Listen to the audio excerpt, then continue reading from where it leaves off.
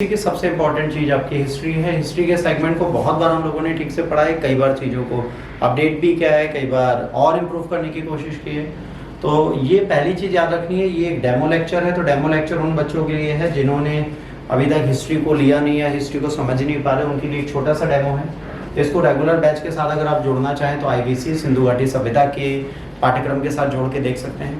थोड़ा इजी तरीके से पढ़ाने की कोशिश की जाएगी, तो उस चीज़ को आपको रेगुलेशन में रखना है, बस और कुछ नहीं करना।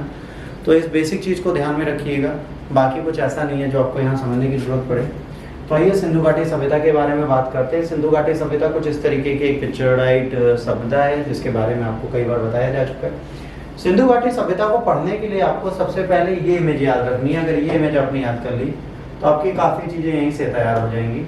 इसको याद रखने के लिए आपको क्या करना पड़ेगा, इसको याद रखने के लिए आपको एक इमेज याद रखनी पड़ेगी और एक डिज़ाइन याद रखना पड़ेगा, एक लुक याद रखना पड़ेगा, जिससे आपकी बेसिक चीज़ें पूरी तरीके से तैयार हों। उसके लिए आपको क्या करना है बच्चों, उसके लिए आपको घड़ी कैसे चलती है, घड़ी इस डायरेक्शन में चलती है, राइट।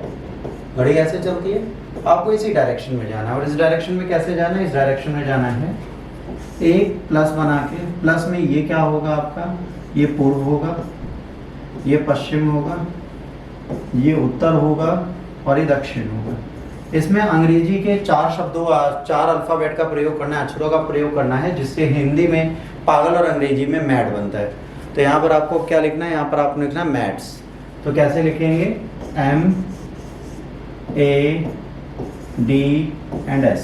तो इससे एग्जाम में कोई क्वेश्चन आता है कि उत्तरी कौन सा है, पूर्वी कौन सा है, पश्चिमी कौन सा है, दक्षिणी कौन सा है, इसके बारे में आपको संपूर्ण जानकारी इसी से प्राप्त हो जाएगी। तो अब आपको क्या करना है, M से क्या आ जाएगा, मांडा,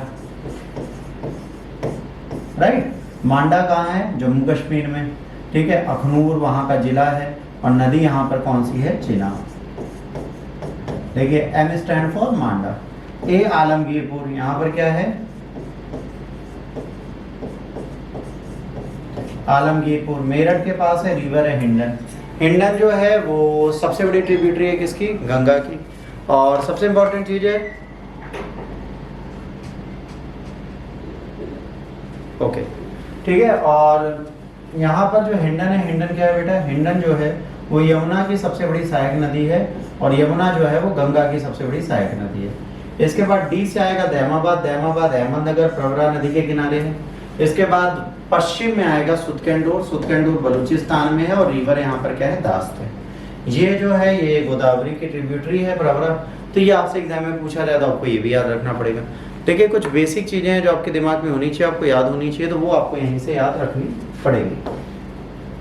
अब इसके बाद बेटा हम बात करते हैं अपनी बेसिक चीजों की। तो सिंधु घाटी सभ्यता का प्रारंभ कब हुआ था बेटा, सिंधु घाटी सभ्यता को हड़प्पा सभ्यता के भी नाम से जाना जाता है। हमारे भारत या विश्व के इतिहास में एक चीज है जिस सभ्यता को पहली बार खोजा जाता है और जिस नाम से उस सभ्यता को खोजा जाता है उसी नाम पर उसका नाम रख दिया जाता है। जैसे पहला गांव जो खोजा गया था वो था हड़प्पा, इसीलिए इसका नाम हमने हड़प्पा घाटी सभ्यता या सिंधु घाटी सभ्यता रख दिया। और इसको खोजा था DR साहनी ने, ठीक है। कब की थी, 1921 में। हड़प्पा संस्कृति कांस्य युगीन सभ्यता है बेटा। कांस्य युगीन सभ्यता का सिंपल सा मतलब क्या हो गया, कांस्य युगीन सभ्यता का होगा ब्रॉन्ज। ब्रॉन्ज क्या होता है, ब्रॉन्ज जो होता है वो तांबा और टिन को मिला के बनाया जाता है। तो यहाँ पर जो एज है, एज का डिफरेंशिएशन बहुत अलग तरीके से चलता है, ये आपको ध्यान रखना पड़ेगा।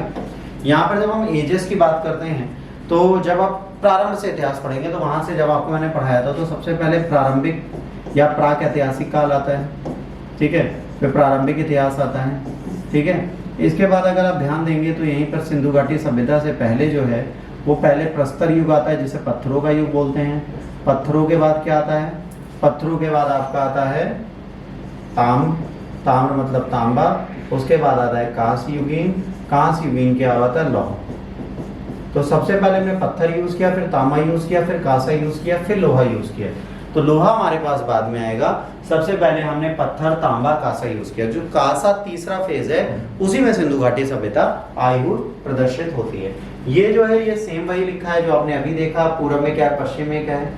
आप समयावधि को बात करें 3 चरणों में विभाजित है। देखिए यहाँ पर तो इन्होंने समझाया, बहुत जरूरी चीज है।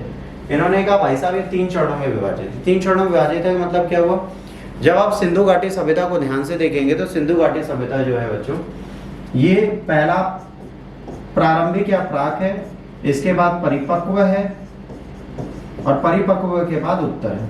उत्तर जो है बाद की हड़प्पा है, परिपक्व जो है मेच्योर, और प्राक जो है प्रारंभिक है। जो आपके फीचर्स हैं, जो विशेषताएं सिंधु घाटी सभ्यता की, यदि आप उसकी ठीक से बात करेंगे तो ये सिंधु घाटी सभ्यता की जो विशेषताएं हैं बच्चों, ये जब आपको पढ़ाई जाती हैं तो ये पढ़ाई जाने का एक ही तरीका होता है। सिंधु घाटी सभ्यता की विशेषताएं जो है वो परिपक्व काल से ली जाती हैं, पर जो सबसे ज्यादा बस्तियां मिलेंगी, जो सबसे ज्यादा सभ्यता के अंश मिलेंगे, वो बेटा जो आपको मिलते हैं वो सारे सभ्यता के अंश जो हैं वो आपको मिलते हैं उत्तर हड़प्पा के। सबसे ज्यादा बस्तियां आपको उत्तर हड़प्पा की मिलती हैं, सबसे ज्यादा विशेषताएं आप इसकी पढ़ते हैं। इसका वास्तविक चरण जो है वो पाया जाएगा 2300 से 1750। ये प्रमुख काल था जिसमें सिंधु घाटी सभ्यता की सारी विशेषताएं आपको उपलब्ध मिलती हैं। तो 2300 से 1750 को डॉक्टर डीपी अग्रवाल साहब हैं, जो यूपीएससी के चेयरमैन भी रह चुके हैं, इन्होंने कार्बन डेटिंग 14 की थी, जिसके तहत इन्होंने तिथि निकाली थी। तो सबसे ज्यादा वैलिडेटेड तिथि यही है 2300 से लेकर 1750 तक। ठीक है, अब इसके बाद बात करते हैं अगले फेज की। अब देखिए अधिकांश उत्खनन स्थल उत्तरी हड़प्पा चरण के परिपक्व चरणों से संबंधित पक्षों की संख्या कम है। अगर आप ये देखें कि परिपक्व काल के कितने शहर है, तो परिपक्व काल के बहुत कम शहर हैं। जैसे आपको पंजाब में मिल जाएगा, सिंध में मिल जाएगा। दोनों रीजन कहाँ पाए जाते हैं आज के डेट में बच्चों? पाकिस्तान में पाए जाते हैं परिपक्व काल के शहर। अब इसके बाद अगर परिपक्व काल के केंद्र बिंदु क्या है? पंजाब और सिंध है, जो पाकिस्तान में है। सबसे महत्वपूर्ण शहर पंजाब पाकिस्तान वाला, और में हड़प्पा, और सिंध में मोहनजोदाड़ो, दोनों पाकिस्तान में। और बाद के चरण जो उत्तर चरण है उसके लिए रंगपुर और रोजदी, रंगपुर और रोजदी दोनों गुजरात में पाए जाते हैं। तो अगर आप ये देखें सिंधु घाटी सभ्यता के प्रारंभिक चरण कहाँ मिले, तो प्रारंभिक चरण बेटा आपको इसी जगह से प्रदर्शित होते हैं। अब नगर नियोजन की विशेषताएं क्या थी? हड़प्पा में नगर नियोजन प्रणाली बिल्कुल प्रतिष्ठित थी। यहाँ पर हर शहर में क्या था? अपना एक गढ़ था, मतलब एक गढ़ मतलब दुर्गनुमा उछला शहर था, ऊंचा शहर, और एक निचला शहर। तो गढ़ मतलब अपर टाउन या सिटाडेल या उच्च दुर्ग वाला शहर, जिसमें लोग रहते थे। और वहाँ कौन रहता होगा? वहाँ पे रूलिंग क्लास रहती होगी। और निचला शहर जो होता है वहाँ क्या था? उसमें ईंटों के घर होते थे, आमतौर पर लोग रहते थे। व्यवस्थाओं में ग्रिड प्रणाली फॉलो करते थे। ग्रिड मतलब शतरंज नुमा। शतरंज को अगर आप देखेंगे तो 90 डिग्री के समकोण पर काटता हुआ दिखेगा। एक सीधी लाइन खींचिए, फिर ऐसे प्लस खींचिए, फिर ऐसे खींचिए, तो सड़कें एग्जैक्ट राइट एंगल बनाते हुए दिखती हैं जब आप एरियल व्यू से देखते हैं। तो प्री प्लान्ड था। शहरों की व्यवस्था में यह है ग्रिड प्रणाली थी। अन्य भंडार हड़प्पा में महत्वपूर्ण है। जो अन्य भंडार है, अन्नागार मिलते हैं, तो क्या क्लियर करते हैं बच्चों? ये क्लियर करते हैं कि यहाँ पर एक्सेस ऑफ द प्रोडक्शन होता था, जिसको ये प्रोटेक्ट करते थे। प्रोड्यूस करने के बाद उसको प्रिजर्व करते थे, उसको संरक्षित करते थे, और भविष्य में उसका प्रयोग करते थे, और विदेशों में भी बेचते थे। तो इस प्रकार के साक्ष्य आपको यहाँ से प्राप्त होते हैं। यहाँ पे पकी हुई ईंटों का, हड़प्पा उस समकालीन सभ्यता में इकलौती सभ्यता है जहां हमने पक्की ईंटों का प्रयोग किया। विश्व की उस समय की बाकी सभ्यताओं में क्या समस्या थी? बाकी सभ्यताएं क्या करती थी? बाकी सभ्यताएं कच्ची मिट्टी की ईंटों को धूप में सुखा देती थी। तो ड्राइड ब्रिक, सूखी हुई ईंटों का प्रयोग करती थी। किन ईंटों का प्रयोग करते हैं? पकी हुई ईंटों का प्रयोग इन्होंने प्रारंभ कर दिया था। मोहनजोदाड़ो में जल निकासी बहुत अच्छी है, नाली व्यवस्था बहुत अच्छी है। लगभग सभी शहरों में छोटे बड़े घरों में अपना आंगन और स्नानागार था। ठीक है, वॉशरूम होना, अन्नागार, स्नानागार सब कुछ होना। तो जाहिर सी बात है किसी भी शहर में अन्नागार है तो ये क्लियर करता है कि वहाँ पे प्रोडक्शन एक्सेस में हो रहा है। और अगर हर घर में स्नानागार है तो जाहिर सी बात है उन्नत व्यवस्था है, तभी जल निकासी के संसाधनों के बिना वॉशरूम्स घर में नहीं बनवा सकते। कालीबंगन के कई घरों में अपने कुएं थे। इनका व्यास जो है 0.69 से लेकर 1.39 तक कोई भी हो सकता था। ठीक है, मीटर में। धौलावीरा, लोथल जैसे स्थल है जहाँ पे पूरी बस्ती को किलेबंद कर दिया गया है। कुछ शहरों में क्या किया? अलग अलग किया गया। इसका सिंपल सा मतलब समझ लीजिए, जैसे मान लीजिए कि ये एक शहर है, ठीक है, इसको एक साथ किलेबंद कर दिया। ठीक, एक दूसरा शहर है, इसको अलग किलेबंद किया, और ये निचले शहर को अलग किलेबंद किया। तीसरा शहर है, उसमें दुर्ग को तो किलेबंद कर दिया, पर निचले शहर को खुला ही छोड़ दिया। जो अन्नागार होंगे निचले शहर के पास होंगे, बस्तियां यहीं लगेंगी। तो ये क्लियर आइडेंटिफिकेशन देता है कि चीजें अच्छी थी। अच्छा, यहाँ पर ये है नगर नियोजन जो है वो प्री प्लान था। पहले योजना बनाई गई, उसके बाद इसको बनाया गया। तो एक योजनाबद्ध तरीके से चीजों को करने की पूरी कोशिश की गई है। ये बहुत इंपॉर्टेंट सिग्निफिकेशन आपको दिखाता है कि हाँ चीजें थी। ग्रिड पैटर्न प्रणाली पर किया गया। सड़कें एक दूसरे को समकोण पर काटती और शहर कई खंडों में विभक्त किए गए। जो सड़कें हैं वो क्या करती हैं? आमतौर पर समकोण पर करती हैं, मतलब राइट एंगल पे इस तरीके से जाएगी और ऐसे जाएगी, इसके बाद फिर ऐसे कटेगी, फिर आगे ऐसे कटेगी। तो ये समकोण होता है। तो ये जब समकोण बनता है तो ग्रिड पैटर्न बनाते हुए दिखाता है। और याद रखिएगा एक और चीज यहाँ पर पूछी गई है कई बार, ये आपको हमेशा याद रखनी है जैसे अब ये शहर है, इस शहर के अंदर घुसते हैं और ये मुख्य सड़क शहर से बाहर से किले के अंदर जा रही है, तो जो पहला सर्कल आएगा इसको बोलेंगे ऑक्सफोर्ड सर्कल,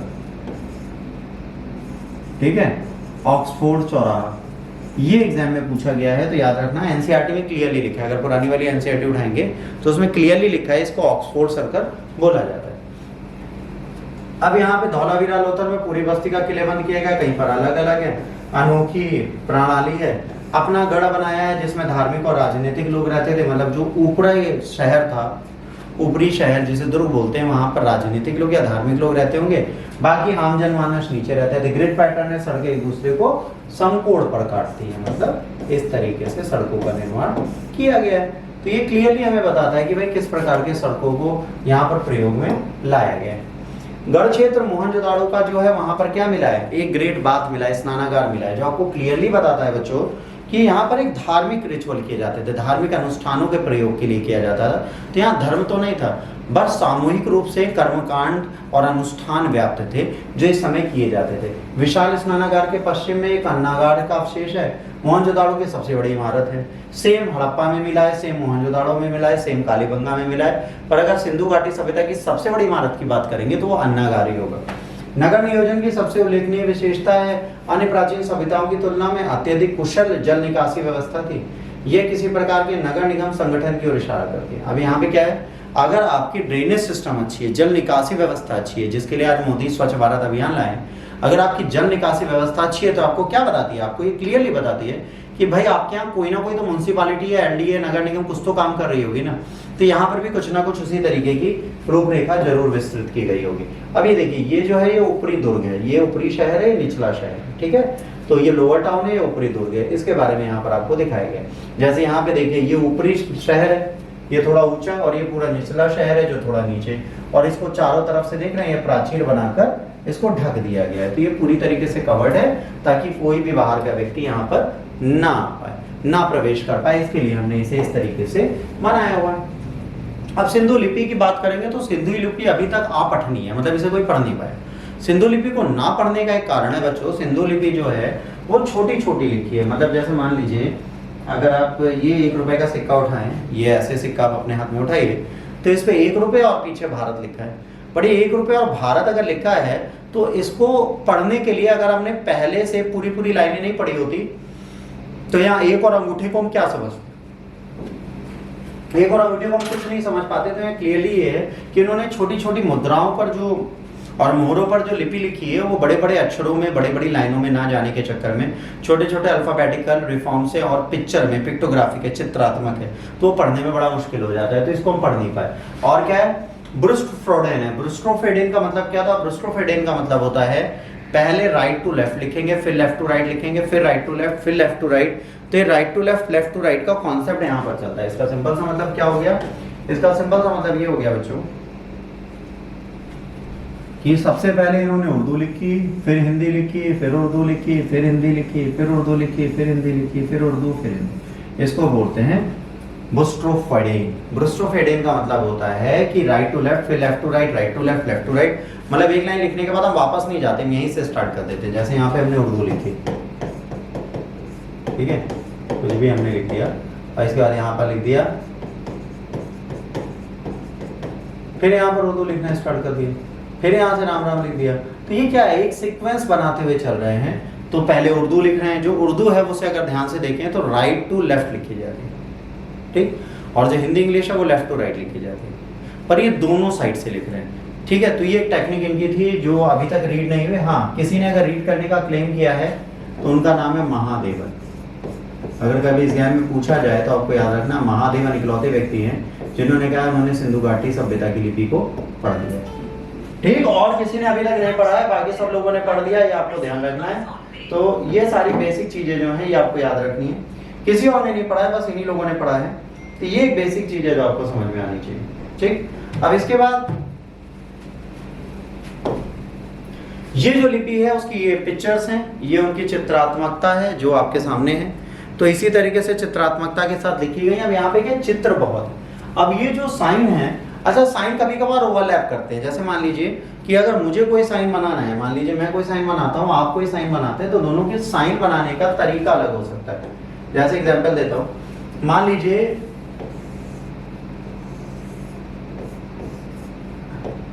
मैंने एक मछली बनाई, एक मछली आपने बनाई, ठीक, आपने कुछ इस तरीके की मछली बनाई, ठीक है। तो हर बंदा क्या करेगा, अपने अपने तरीके से चीजों को बनाएगा।